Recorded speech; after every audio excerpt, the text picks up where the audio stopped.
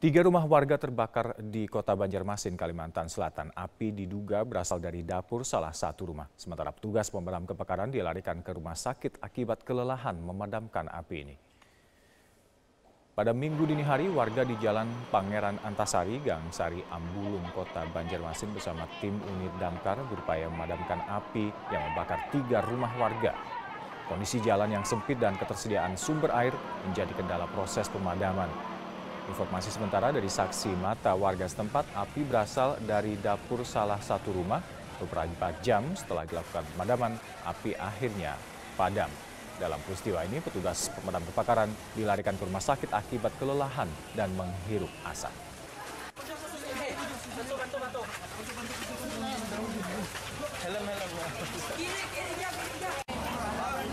Dan untuk informasi lebih lanjut, sudah sejauh mana penanganan kasus dugaan pembunuhan anggota Paskas TNI Angkatan Udara, kita akan terhubung dengan Kadispen Angkatan Udara, yaitu Marsma TNI Jemi Trison Jaya. Selamat sore Pak Jemi. Selamat sore Mas Robert. Ya, Pak Jemi, sebenarnya apa motif dari penganiayaan ini? Yang pertama, Bapak Kasau sangat menyesalkan kejadian ini. Beliau juga menyampaikan permohonan maaf dan turut berduka cita kepada keluarga korban. Kemudian beliau juga sudah memerintahkan untuk melakukan penyelidikan kepada Komandan Puspomau yang nantinya, tetapi sudah dilanjutkan penyelidikan oleh POM AU yang ada di Lanut APD Saleh. Oke. Sejauh ini apa hasil penyelidikan oleh POM AU, Pak? Sementara ini masih dalam proses penyelidikan, saya tidak bisa menjelaskan karena ini masih berlangsung. Mungkin kita tunggu saja hasil dari proses penyelidikan yang sedang dilaksanakan oleh tim. Oke, lalu informasi yang Anda dapatkan mengenai kronologis dari insiden ini apa saja? Kronologis awal mungkin sudah banyak yang dengar, tetapi masih simpang siur. Ya. Dan ini yang informasi saya terima dari jajaran di Paskas bahwa 3 perwira yang melaksanakan pembinaan terhadap Praka Yuda ini melaksanakan pembinaan atas perintah dari Kapten Pasukan NP, saya buat inisial selaku pejabat sementara Pasiop.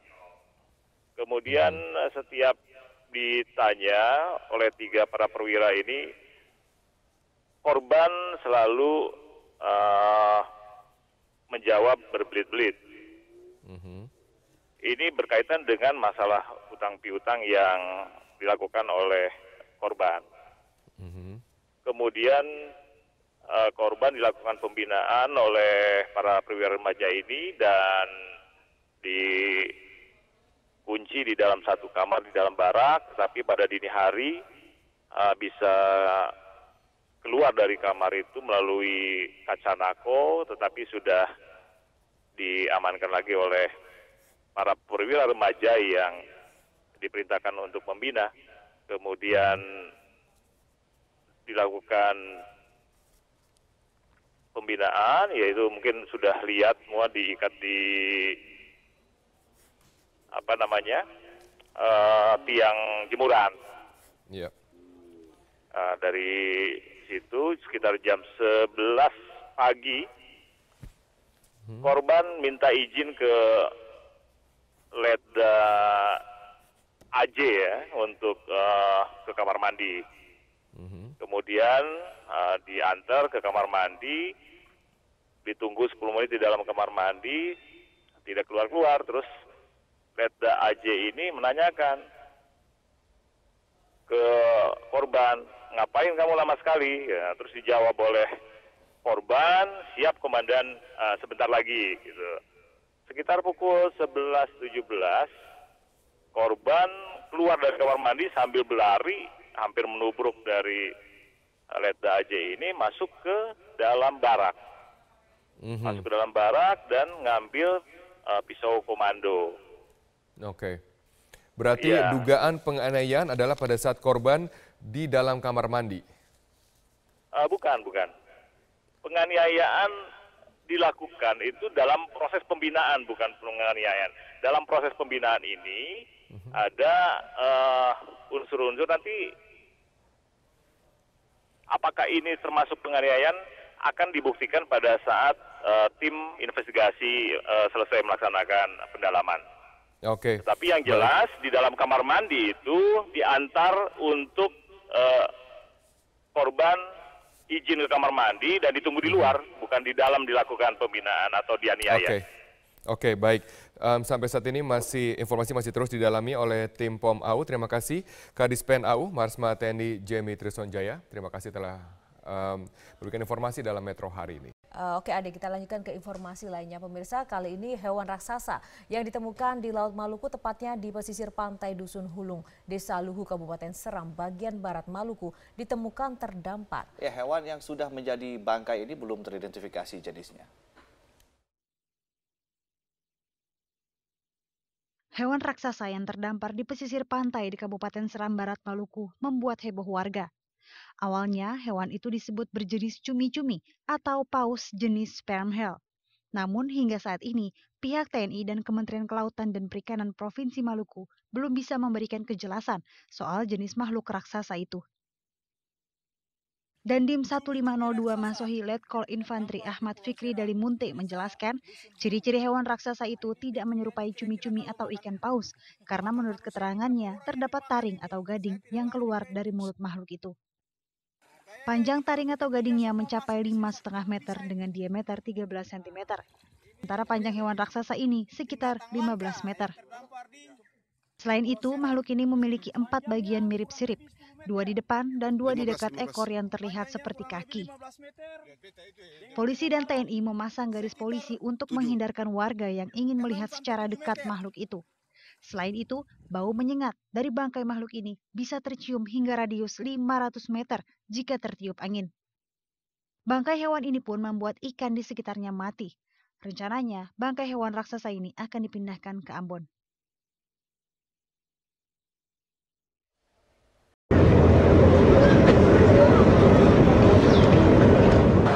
Aksi perampokan terjadi di kawasan Taman Sri Rampai, Kuala Lumpur, Malaysia pada Kamis siang. 4 orang perampok berhasil dilumpuhkan polisi setelah sebelumnya berhasil merampok Rp40.000 atau sekitar 120 juta rupiah dari tangan korban. 3 orang pelaku ditembak di dalam mobil, sedangkan 1 orang lainnya tewas ditembak di jalan.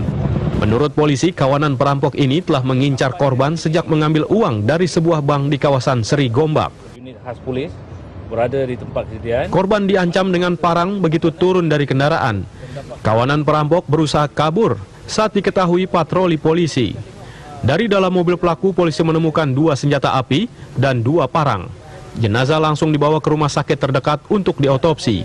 Dari Kuala Lumpur, Dodi Kusmayadi, Dimas Purnomo, TV One mengabarkan. Seorang prajurit anggota Batalion Komando 464 Pasukan Khas TNI Angkatan Udara Malang, Jawa Timur meninggal dunia diduga akibat aksi penganiayaan oleh 3 orang seniornya.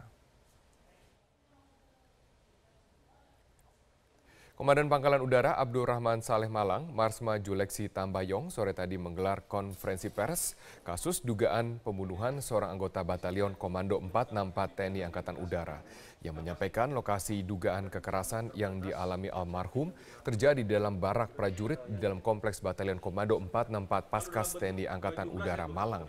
Korban dinyatakan meninggal pada Kamis siang setelah mendapatkan perawatan dari tim dokter Rumah Sakit Dr. Abdul Munir Lanut Abdul Rahman Saleh Malang. Dari hasil laporan Kepala Rumah Sakit Lanut Abdul Rahman Saleh Malang, almarhum prajurit Kepala Yuda Prihantanto mengalami sejumlah luka memar dan luka terbuka di sejumlah bagian tubuh. Sementara itu, 2 luka iris di leher bagian kiri dan kanan diduga kuat sebagai penyebab kematian korban. Paskas ya, saya juga tidak bisa terlampau banyak kan begitu, tapi ya saya tidak bisa mengatakan juga apa sebabnya atau apakah bunuh diri atau apa. Saya kira perlu penyidikan yang mendalam untuk menyimpulkan sesuatu. Visumnya, tapi yang tadi dilaporkan oleh Kak Bukit bahwa yang membuat almarhum ini meninggal adalah luka yang di leher. Dan pemirsa, kita ke informasi lain. Rasa keadilan di negeri ini kembali dipertanyakan. Hampir 2 bulan seorang warga kampung di Cianjur, Jawa Barat harus mendekam di penjara tanpa sebuah proses peradilan karena diduga mencuri cacing dan rusak pohon di lingkungan Taman Nasional Gunung Gede, Pangrango.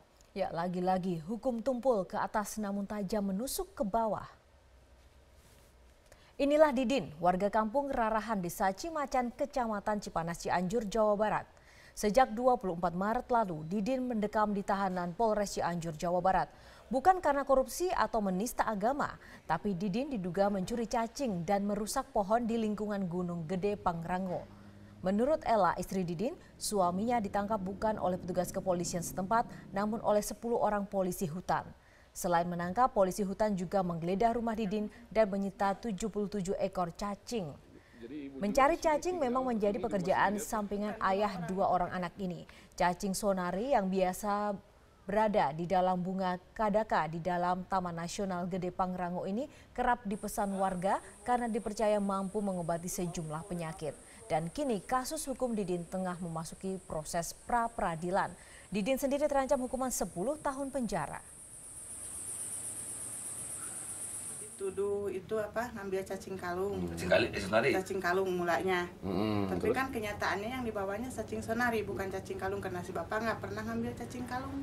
Mama, yang dilarang itu cacing apa sih? Karena semuanya juga nggak dilarang ngambil cacing. Tapi kalau cacing kalung merusak lingkungan, kalau cacing sonari mah kan adanya di atas pohon. Udah gitu dia digeledah dulu rumah dari dapur sampai ke belakang, ketemu cacingnya di ember putih di belakang.